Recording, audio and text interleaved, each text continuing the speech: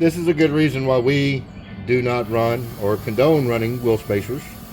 The wheel itself is hub-centric, meaning that the wheel actually, would be a good way to say that.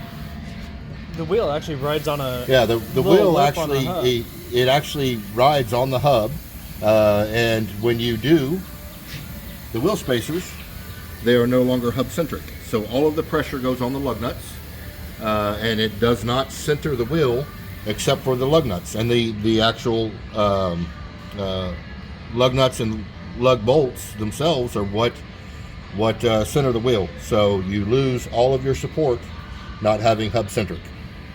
Okay.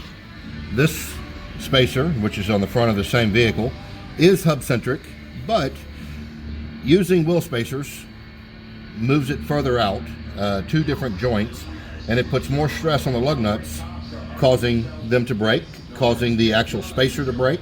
The quality that you're getting in wheel spacers is not equivalent to the quality that you're getting just running the wheel on the hub.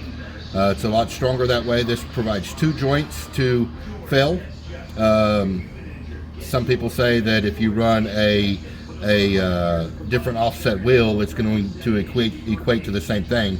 Yes, but you do not have 2 different points to have movement to cause a failure.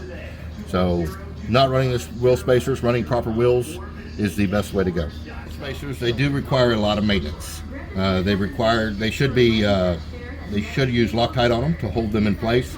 Also, they need to be retorqued frequently, and that doesn't take place. In this particular case, the customer did not even know that they had wheel spacers on the Jeep. Some other shop had put the wheel spacers on, and she was unaware that there was a problem waiting to happen. You can see where this one here is stripped and this one here is stripped as well.